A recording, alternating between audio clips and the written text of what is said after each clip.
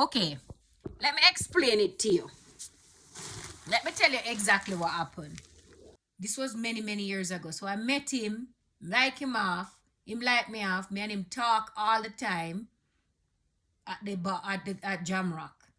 So we spoke and so on. So then him say him like me, so me invite him at my house.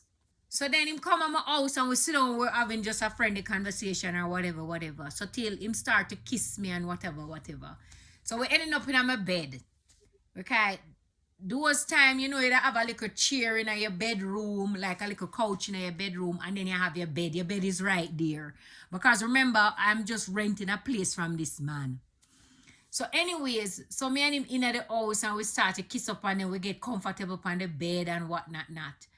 I mean I kiss up and me tell him say, I did tell him that him can do anything to my body, like him can make love to my body and arouse me and whatnot, not but we're just not going to have intercourse.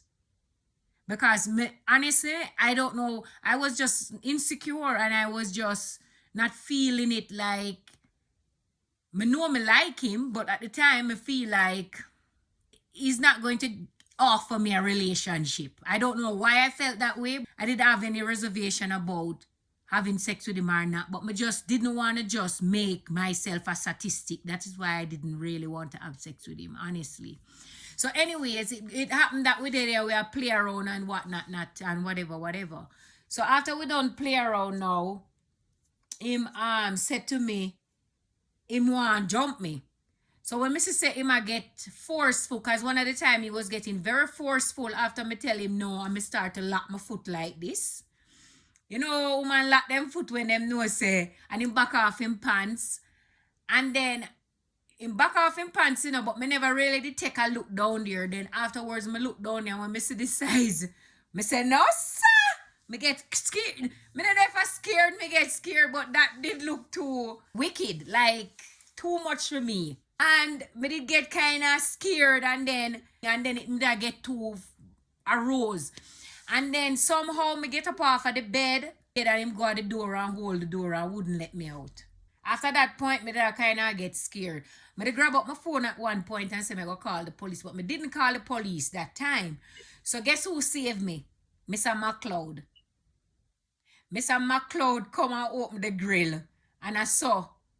And I think Mr. McLeod did say, like, you alright? Or something like that. Then him get up and him leave. Then me did still feel, I don't know, traumatized, I guess. I don't know. Me did still feel aggravated about the whole situation, you know. So I call the police.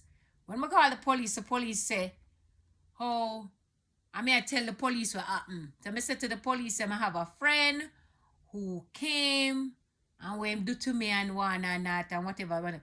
The policeman said to me, say, oh, what kind of idiot thing that you do? You carry the man in your house and you bring the man to the point of no return and you tell the man no. Boy, me I tell you, if I, you can't do that. And you know how them behave already. And I tell me, say, if I did me, I'd back you up and do this and what, not. Well, I understand that you can change your mind at any time. I think you put him in a very unfair situation. Why you think and you must admit that. Why you think the situation is unfair? Of course it is unfair because you led him on. No. So him led me on too because listen, the story didn't end there. He led me on because after that happened, I saw him down to Jamrock and I was even willing to still talk to him. And then by that point, me don't know him. It was kind of awkward. And then 2 weeks or a week later, me hear him go with Sonia. So who led who on? Luckily, the good Lord saved me. I said what I said. I've already said what I'm saying. I said what I said.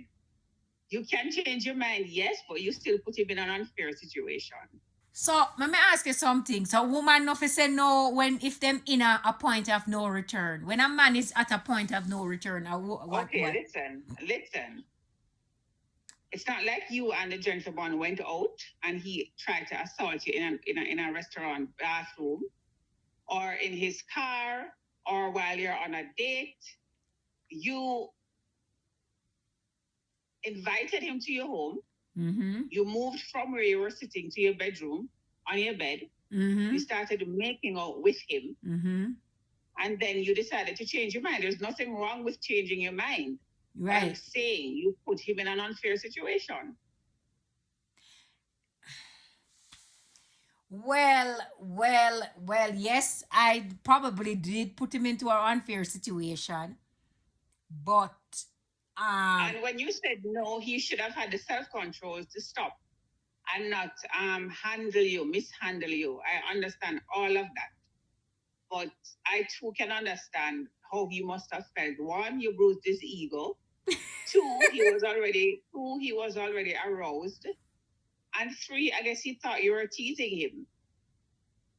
So to him, maybe he's accustomed to women saying no, no, but they really are just teasing him and really want him. So there are a number of things to consider. so let me ask you something. So my bruise him ego. So that is why you think him don't talk to me again? Why wouldn't he? Cause But they want to talk to you again either. I did that to somebody and them don't, to this day, them don't talk to me. To this day. okay. Well, you're right, and I should say yes, you're right, because to be real honest, when he came to my house, I didn't have the intention to have to go make love with him or anything like that. It just happened. The feelings and everything just happened because that wasn't my intention. But then, me figure say me coulda got to the point where me make him make love to me and do whatever, but we not have to have intercourse. I thought that was great. That at least I said that to him, so him should have respect that. And Yeah, then you should have, but men don't have self control like that. And I guess he thought that, okay, fine, I'll do that. And I'm sure that when we get to the part for sex, maybe he thought he was so good in bed that you would change your mind. Because that's how these men are. You know, they'll go, yeah, man, sure, no problem. Because they think that they can change your mind. anyhow, So, me no know. but I have a rule, you know. I do not, listen, I don't invite men to my house unless I have an intention of sleeping with them. I don't. I don't put myself in that situation and I don't put them in that situation. If we're going to meet up, it's either we're going to have dinner, we're going to have a drink, but you not come to my yard, I mean not go to your yard. You not come to my yard, I mean not go to